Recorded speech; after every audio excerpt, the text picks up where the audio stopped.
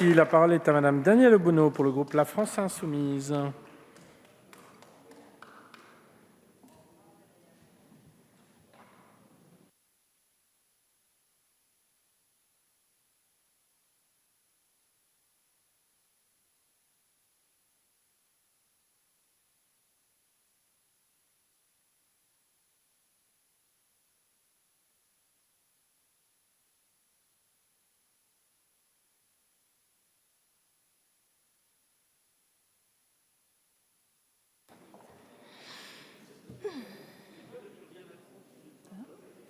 Monsieur le Président, Monsieur le Ministre, Mesdames et Messieurs, rapporteurs, Président de la Commission, chers collègues, nous voici donc arrivés en deuxième lecture, à mi-chemin de l'adoption de ce projet de loi de bioéthique, dont l'un des paradoxes, et non des moindres, est que le sujet principal de débat public et politique de ce texte, l'ouverture de l'assistance médicale à la procréation, la PMA, ne relève en fait pas de bioéthique, mais d'égalité et d'universalité des droits.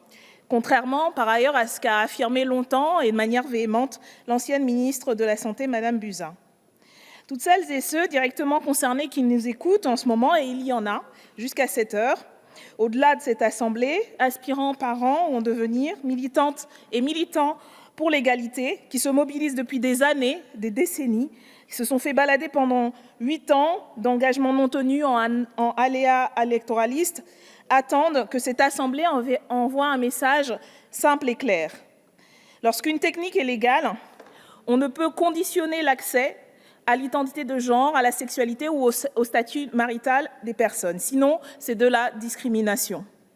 C'est bien uniquement de cela qu'il s'agit, d'égalité devant la loi et d'universalité des droits, je le répète. L'interrogation bioéthique, celle de savoir si l'assistance médicale à la procréation avec don de sperme ou d'ovocytes était conforme au respect des droits humains, a été tranchée en 1994. Ce qui est empêché aujourd'hui, jusqu'à présent, c'est son accès universel. Limiter la PMA au couple composé d'un homme et une femme était un choix politique, pas bioéthique. Car une PMA, rappelons-le, ne soigne pas l'infertilité, elle la contourne. Du moment qu'il y a un don, il n'y a aucune différence entre un couple hétérosexuel et un couple de femmes. Pour les unes comme pour les autres, on surmonte une impossibilité biologique à faire des enfants au sein du couple à l'aide d'un don extérieur. Les techniques utilisées, le protocole, le résultat seront les mêmes. L'autoriser dans le premier cas et pas dans le deuxième, le rembourser dans le premier cas et pas dans le deuxième, c'est créer et maintenir une discrimination qui plus est à caractère homophobe. Refuser d'envisager la dimension d'universalité, c'est aussi multiplier, créer des risques de déni de droit, comme le fait malheureusement le texte qui est soumis aujourd'hui à l'encontre des personnes transgenres. Pourquoi, en effet, pourquoi ne pas accepter, comme nous l'avions formulé dans notre proposition de loi déposée en novembre 2018, comme l'a également proposé Monsieur le rapporteur Touraine, que toute personne ayant des capacités physiques de bénéficier d'une PMA puisse le faire. Toute personne, c'est l'égalité, encore une fois, devant la loi, sans discrimination de genre ou d'orientation sexuelle. Avec le texte tel qu'il est aujourd'hui, certaines personnes transgenres auront accès à la PMA et d'autres non, selon leur degré de transition, leur statut à l'état civil, si elles sont en couple ou pas, et aussi, hélas, selon le niveau de préjugés de certains médecins. Pourquoi cela, sinon pour protéger des normes archaïques de notre point de vue, plutôt que de protéger les personnes et surtout leurs droits? Nous constatons le même problème dans ce texte vis-à-vis de la filiation. La majorité ne va pas franchement vers l'égalité, elle crée de nouvelles distinctions entre les couples selon leur genre.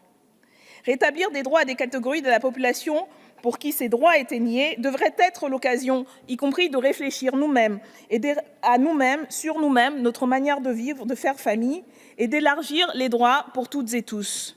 Nous aurions pu, et je pense que nous aurons l'occasion dans de futurs textes, mais c'était le moment d'ouvrir véritablement ce débat sur ce que sont les familles aujourd'hui, avec leur histoire, leur diversité, et leur donner enfin des droits et une reconnaissance à tous et toutes. Au lieu de cela, nous avons fait face sur ces questions à ce que nous considérons comme un mauvais bricolage. Ainsi, même en cas de PMA, un homme bénéficie de la présomption de paternité s'il est marié avec la mère de l'enfant. Sinon, il le reconnaît simplement à la mairie. Alors pourquoi ne pas faire exactement la même chose pour 2 femmes? Quel besoin de marquer la différence? Pourquoi ne pas choisir des modes de filiation simples, comme beaucoup d'amendements l'ont proposé depuis le début de ce texte que nous avons soutenu, ainsi que plusieurs députés dans l'opposition et dans la majorité? Pourquoi ne pas choisir des modes de filiation simples, les mêmes pour toutes et tous, comme la reconnaissance et la possession d'État, et rentrer tout cela dans le droit commun?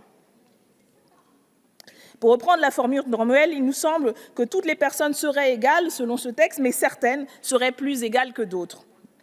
En l'état, le texte issu de la Commission en deuxième lecture ne résout pas non plus des problèmes qui se posent aux familles déjà constituées. Quid, par exemple, des couples de femmes séparées où seule la mère qui a porté l'enfant a été reconnue et dont l'autre ne pourra pas l'adopter puisqu'il faudrait qu'elle soit mariée. Enfin, sur un des points qui, paradoxalement, là aussi, relevait pleinement de la question bioéthique, mais qui a été traité comme une question mineure, je veux parler de l'enjeu du problème et de la nécessité de l'interdiction des mutilations faites aux enfants intersexes. Ces enfants présentent des variations de développement génital à la naissance.